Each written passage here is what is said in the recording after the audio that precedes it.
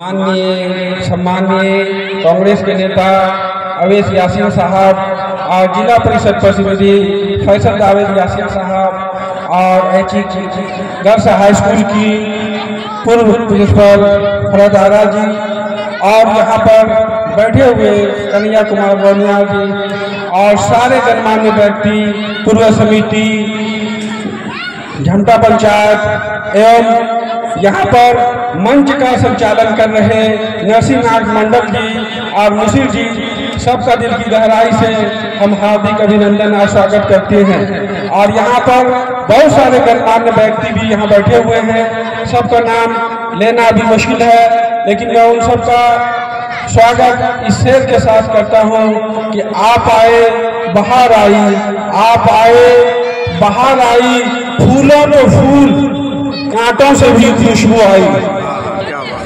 आज हम जिनके लिए प्रोग्राम कर रहे हैं, जिनको खराजे अकीदत पेश कर रहे हैं, वो ऐसी शख्सियत थी, सिर्फ मैसातुल ही नहीं, अररिया ही नहीं, पूरे सीमांचल के लिए जाने माने व्यक्ति थे। पूरे सीमांचल में उसको जाना जाता था और उनको पहचाना जाता था, पहले भी जाना जाता था और अभी की नस्ल भी उसको जान रही है, आने वाली नस्लों में भी उसको लोग जाने।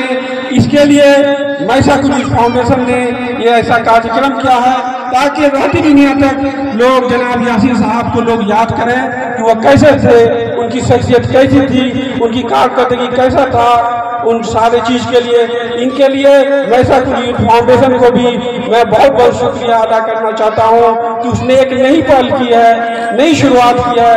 कहा जाता है अपने इतिहास को जो याद नहीं रखती है, इतिहास के पन्नों से उसके इतिहास को मिटा दिया जाता है।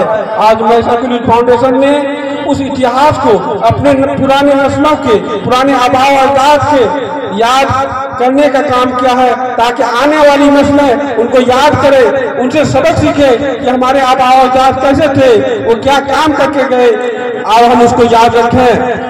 जनाब यासीन साहब को कौन नहीं जानता कि उसने शिक्षा के क्षेत्र में क्या क्या अंजाम दिया है। और यहाँ पे आपके सामने बोर्ड लगे हुए हैं, 14 तरह के बोर्ड हैं, चाहे अररिया कॉलेज की बुनियाद हो, चाहे यतीम खाना की बुनियाद हो, आजाद एकेडमी की बुनियाद हो, कोई भी शिक्षा के क्षेत्र का जो काम उस समय अररिया में हुआ है उसमें ये बढ़ चढ़ के हिस्सा लिए और अगुआ थे और रहनुमाई किए हैं इन्होंने। आज उसके जमाने में जो उसका जमाना था वो स्वर्णिम युग, अररिया का वो स्वर्णिम युग था, इसको गोल्डन ईरा कहते हैं। और उसी के जमाने में जो चीज बनी उसके बाद लगता है कि फिर जो धीरे धीरे पीछे आ गई है, वो जो उनके युग का गोल्डन ईरा था। वो समझते थे कि तालीम की क्या अहमियत होती है, शिक्षा की क्या अहमियत होती है। वो हर एक हाथ में, हर एक समाज में वो शिक्षित समाज चाहते थे। वो चाहते थे कि हर एक बच्चा पढ़ा लिखा हो, हर एक बच्ची पढ़ी लिखी हो। वो चाहते थे मेरे हाथ में कलम है, मेरे जहन में उजाला, मेरे हाथ में कलम है, मेरे जहन में उजाला, मुझे क्या दबा सकेगा कोई जुल्मतों का पाला। वो चाह रहे थे कि हाथ में कलम पकड़ाने से कितनी ताकत हो जाती है। इसीलिए कहा गया है शिक्षा जो है शेरनी का वो दूध है, जो पिएगा वो दहाड़ेगा। वो इस चीज को बखूबी समझते थे, वो जानते थे, इसलिए शिक्षा के क्षेत्र में इतना काम कर दिए।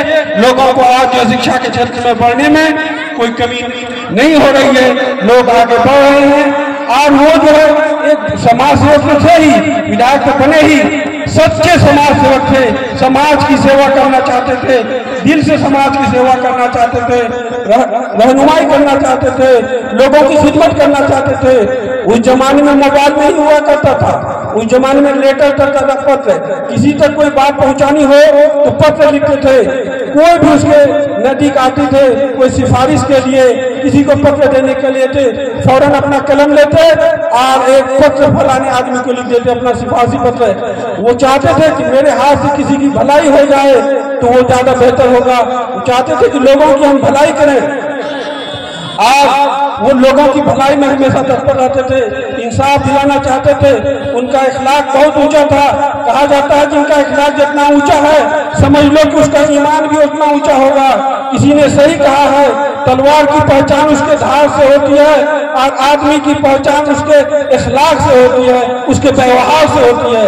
तलवार की पहचान उसके धार से होती है, आदमी की पहचान उसके व्यवहार से होती है। ये बहुत ही कुशल व्यवहार के मालिक थे और सबसे अच्छे तरीके से मिलते थे, जुलते थे। और वो जो है नशा के सख्त खिलाफ थे। वो चाहते थे कि समाज में नशा का कोई इस्तेमाल नहीं करे, लेकिन उस समय नशा जो अभी आज फैली हुई है उस समय उतना नशा नहीं था।